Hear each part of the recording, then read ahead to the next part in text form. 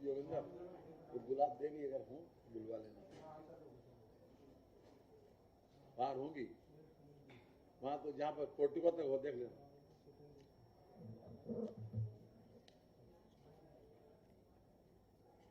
आज की इस प्रेस कॉन्फ्रेंस में आप सभी प्रेस प्रतिनिधियों का तथा मीडिया प्रतिनिधियों का स्वागत है। मैं सबसे पहले आज मंत्रिपरिषद के समक्ष कुल 14 प्रस्ताव आए थे, जिसमें से 13 प्रस्ताव पर माननीय मंत्रिपरिषद की स्वीकृति प्राप्त हो गई है। एक प्रस्ताव जो है वो पुनर्विचार के लिए गया। 13 प्रस्ताव में सबसे पहले मैं आदरणीय श्री स्वतंत्र देव जी से अनुरोध करूंगा कि उनका जो क्रम संख्या 3 पर है, ये उत्तर प्रदेश में ग्रामीण क्षेत्रों में पाइप पेयजल आपूर्ति योजनाओं के लिए संचालन एवं अनुरक्षण नीति 2024 आई है। आदरणीय सुरेश खन्ना जी,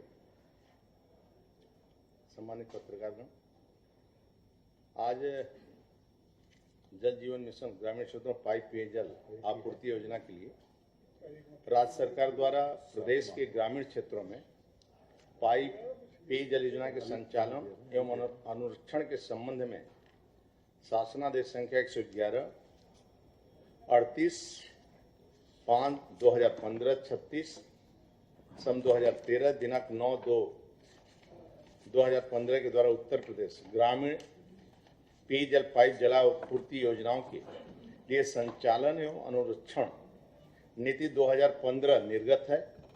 भारत सरकार द्वारा वर्ष 2019 में राष्ट्रीय ग्रामीण पेयजल कार्यक्रम को जल जीवन मिशन के अंतर्गत समाहित करते हुए जल जीवन मिशन प्रारंभ किया गया तथा वर्ष 2017-18 से भारत सरकार द्वारा पाइप पेयजल योजना के संचालन एवं अनुरक्षण हेतु मात्रा के 15% धनराशि की व्यवस्था समाप्त कर दी गई है।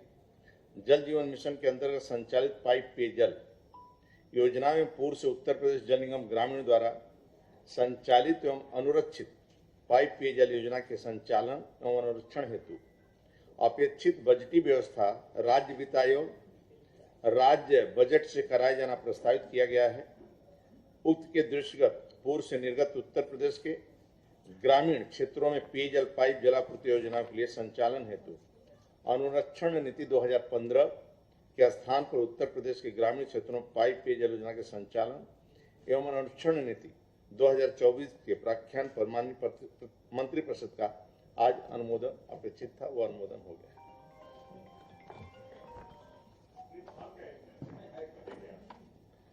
जो हमारी जो जल जीवन मिशन है, इसके बाद कैसे चलेगा, इसके लिए ये सब योजनाएं आज उसके मंत्रिपरिषद में पारित हुआ है कि ग्रामीण और ये जल जीवन मिशन, इसके अंतर्गत कैसे इनको पेमेंट होगा और इस सब विषय पर पूरी चर्चा हुई। जितना हमारी लगभग जितनी योजनाएं हैं 96/2024 राजस्व ग्रामों के पाइप पेयजल के माध्यम से जलापूर्ति किए जाने का कार्य प्रगति पर, इसमें 11,526 योजनाओं में से 22,935 ग्रामों में कार्य पूर्ण हो चुका है। तो जिस गांव में कार्य पूर्ण हो चुके हैं, जहां सुबह शाम पानी सप्लाई हो रहा है, उसके मेंटेनेंस के लिए, उसके बाकी काम के लिए आज जो हम लोग मंत्रिपरिषद में प्रस्ताव लिख रहे हैं,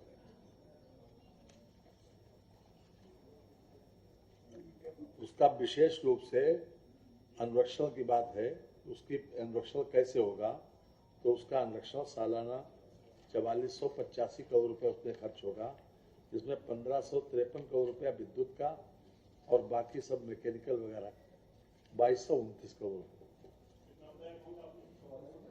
4485 ये विशेष जी। लेकिन हमारा सोलर ऊर्जा के माध्यम से लगभग 90,000 करोड़ रुपए की बचत भी होगी। आज जो हम सप्लाई कर रहे हैं, हम सौर ऊर्जा के माध्यम से कर रहे हैं। यदि नहीं सौर ऊर्जा, फिर हमारा बिजली भी है और डीजल भी, दोनों लगभग 90,000 करोड़। माननीय जयवीर सिंह जी से अनुरोध करेंगे कि क्रम संख्या 7 पर जो प्रस्ताव है, प्रदेश में आने वाले देशी विदेशी पर्यटकों को बेहतर आवासीय एवं खान पान की सुविधा उपलब्ध कराने हेतु उत्तर प्रदेश राज्य पर्यटन विकास निगम द्वारा संचालित पर्यटक आवास गृहों को प्रबंधकीय संविदा के आधार पर निजी उद्यमियों के माध्यम से संचालित कर रहने के लिए माननीय जयवीर सिंह। जैसा कि हम सबको भली बात ये महसूस भी हो रहा है कि उत्तर प्रदेश के प्रति पर्यटकों का, क्या धार्मिक पर्यटक हो, अन्य पर्यटक हो, उनकी आवक में निरंतरता के साथ वृद्धि हो रही है। जहाँ 2016-17 में लगभग 16 करोड़ पर्यटकों की आवक उत्तर प्रदेश में थी, उसके सापेक्ष वर्ष 2023 में 48 करोड़ पर्यटकों की आमद उत्तर प्रदेश में दर्ज की गई है और इस साल और काफ़ी बढ़ने की संभावना है।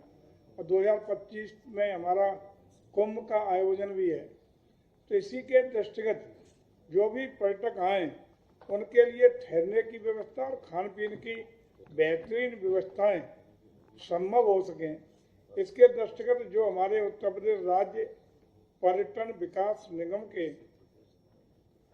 पर्यटक आवास गृह चल रहे थे, उसमें से तमाम आवास गृह उस स्थिति में हो गए हैं कि जीर्ण स्थिति में रिनोवेशन नहीं हो पाया, या तमाम आवास गृहों में चूँकि 87 से लगातार वहाँ की उनकी जो कर्मचारी अधिकारियों की नियुक्तियों पर प्रतिबंध रहा है, तो ज़्यादातर रिटायर्ड हो गए या रिटायर्ड होने के कगार पे हैं, तो कर्मचारियों की कमी भी महसूस की जा रही थी। और जीर्ण स्थिति चूँकि उनका रिनोवेशन नहीं हुआ या आधुनिक जिस तरह का आज के पर्यटक की आवश्यकता है उस स्थिति के पर्यटन भवन नहीं बचे हैं।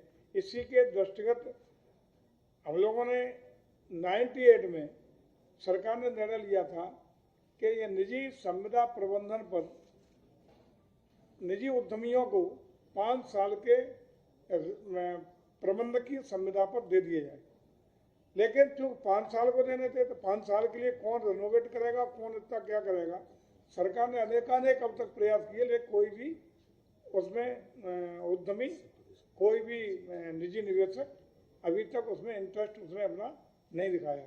इसी के दृष्टिगत आज हम लोग पुनः कैबिनेट में लाए हैं, जिसमें प्रावधान किया है कि निजी प्रबंधन पर इस तरह के जो हमारे आवास गृह हैं उनको 15 साल प्लस 15 साल का उनका एक्सटेंशन, कुल 30 साल के लिए हम लोग उनको निजी प्रबंधन पर देने का काम करेंगे।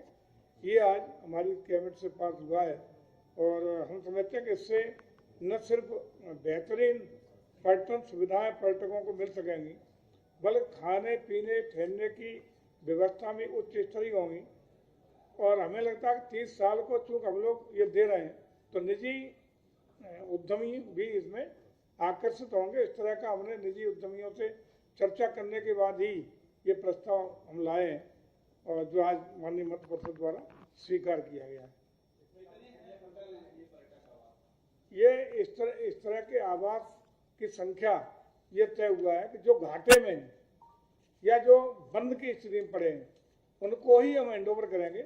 अब इसका हम लोग चिन्हांकन करके तय कर लेंगे कि कितने में देने हैं। कुल मिला के 87 के करीब है, 87 हैं। उसमें से अब हम लोगों को कितने देने हैं तो उसका सारे हम देख लेंगे, उसका कितने घाटे में चल रहा है, कौन जीर्ण स्थिति में, किस स्थिति में, उस पर चिन्हांकन करके उनको हम लोग करेंगे। पूरा अरे उसकी तो आमंत्रण निविदा जो भी हम निविदा पे करेंगे, उच्च निविदा वाले को जिसका सबसे ज़्यादा सालाना हमें जो पेमेंट करेगा वो हमें मिलेगा। नहीं मतलब मैक्सिमम आएगा उसका, बाकायदा ई निविदा के माध्यम से पूरा फ्लोट करेंगे पारदर्शिता के साथ। उसमें जो मैक्सिमम वाला आएगा उसके लिए करेंगे। धन्यवाद। ये तो 5 दिन और हम ये बढ़े हैं, तो पुराने वाले को उधार दिया है ना, बढ़ गए। हाँ जी, आप बोलेंगे। हालांकि ये बता दें पहले जिनके प्रयास हुए, बता भी दूं कि जिनमें हम लोग प्रयास किए थे 5 साल के लिए पहले जो जियो हुआ था जिसमें प्रयास हुए थे, उसमें पर्यटक आवास गृह बदायूं गोपीगंज, दौरी घाट, गाजीपुर, आगरा, गढ़मुक्तेश्वर और झांसी, इस पर लगातार प्रयास होते रहे थे, लेकिन कोई भी निवेशक इसमें आया नहीं।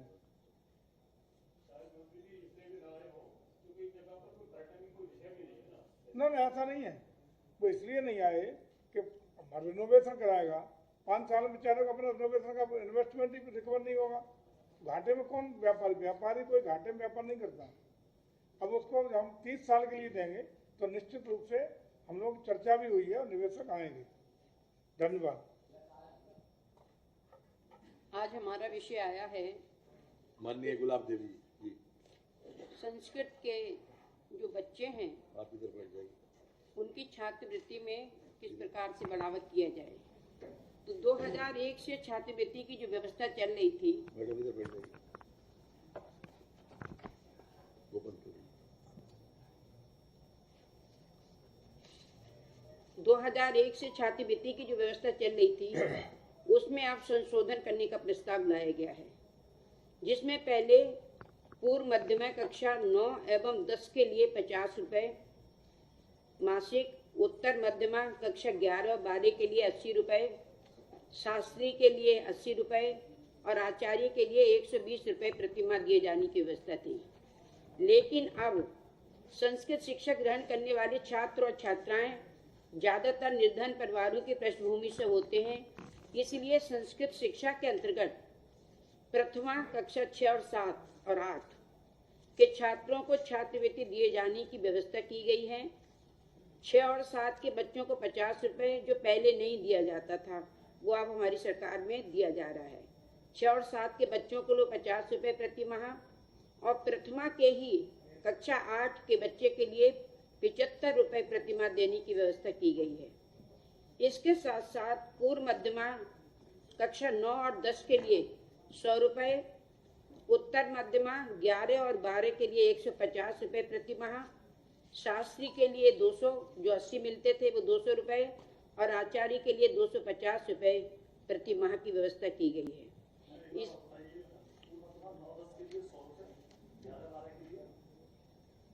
पूर्व के अभी 9 और 10 के लिए 100 रुपये, उत्तर माध्यमिक 11 और 12 के लिए 150 रुपये और शास्त्री के लिए 200 रुपये, आचार्य के लिए 250 रुपये।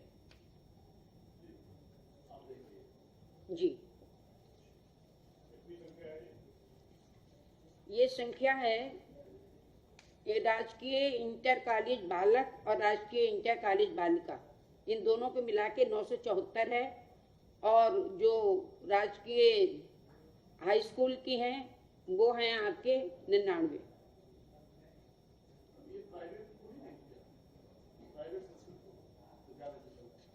इस समय तो इसी पे विचार किया जा रहा है।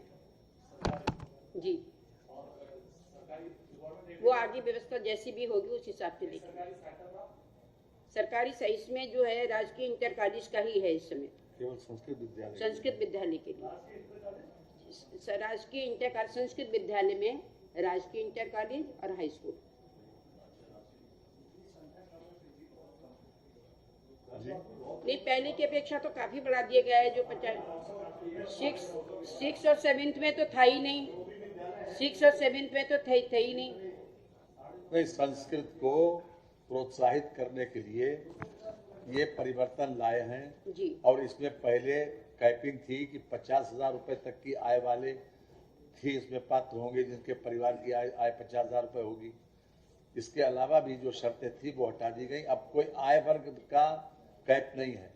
अब इस समय किसी प्रकार का कोई भी व्यक्ति चाहे किसी आय वर्ग का हो, अगर वो संस्कृत का विद्यार्थी बनेगा तो इन क्लासों में जो ऐसा बहन जी ने बताया उसको इतनी छात्रवृत्ति मिलेगी मासिक रूप से।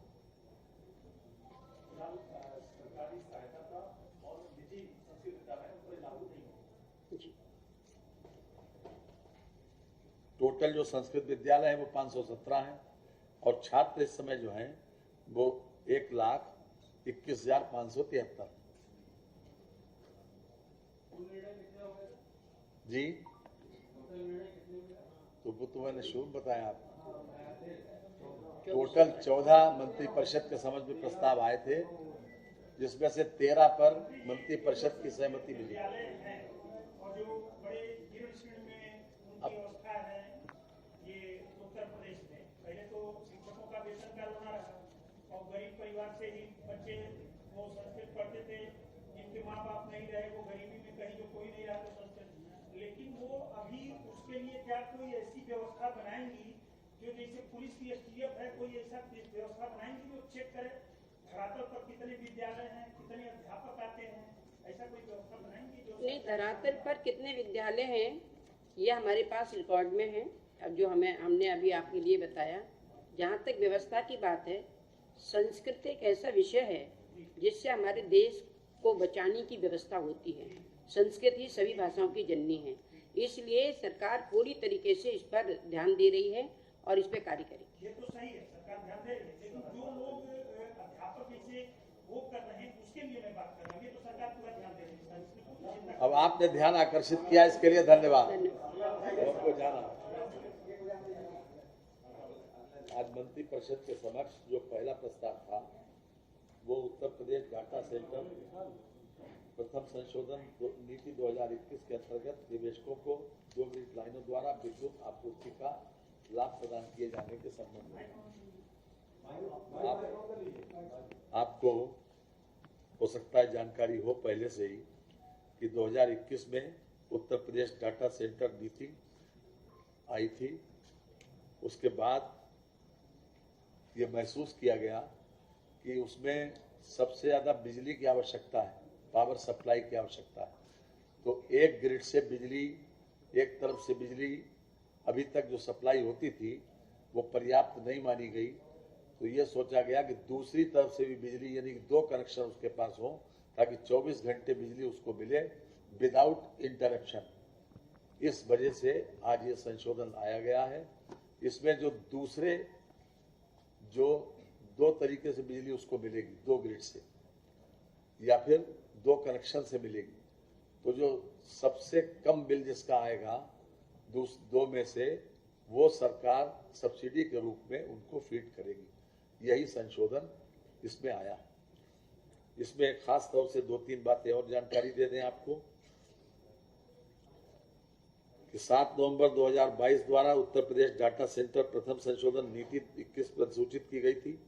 राज्य में 900 मेगावाट डाटा सेंटर उद्योग विकसित किए जाने, राज्य में 29,000 करोड़ रुपए के निवेश और कम से कम 8 अत्याधुनिक निजी डाटा सेंटर पार्क स्थापित करने का लक्ष्य है, जिसमें से 3 डाटा सेंटर पार्क का दोहरा ग्रिड विद्युत नेटवर्क प्रदान किए जाने की व्यवस्था है। इसमें उत्तर प्रदेश डाटा सेंटर प्रथम संशोधन 2021 में सूचना के पश्चात राज्य में स्थापित प्रथम 8 डाटा सेंटर पार्क का दोहरा ग्रिड विद्युत नेटवर्क प्रदान किए जाने की व्यवस्था है। नीति के प्रावधानों के अंतर्गत एक ग्रिड की लागत दोनों ग्रिड में जो कम हो की प्रतिपूर्ति आईटी एवं इलेक्ट्रॉनिक्स विभाग द्वारा वहन की जाएगी तथा अन्य ग्रिड की लागत डाटा सेंटर पार्क द्वारा वहन की जाएगी। ये व्यवस्था इसमें की है। चूंकि ये छूट की बात थी इसलिए मंत्री परिषद के समक्ष प्रस्ताव लाया गया और बाकी तो जितने प्रस्ताव हैं आपको अभी हमारे डायरेक्टर साहब दे देंगे। हमारे एक था स्टाम्प और रजिस्ट्रेशन वाला, जो पार्टीशन वाला, वो तो फिर से उसके ऊपर पुनर्विचार के लिए कहा गया है, वो पुनर्विचार करके आएंगे। जी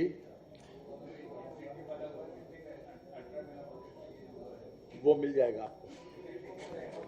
इसका अमाउंट उसका वो नहीं, तो आपको मिल जाएगा।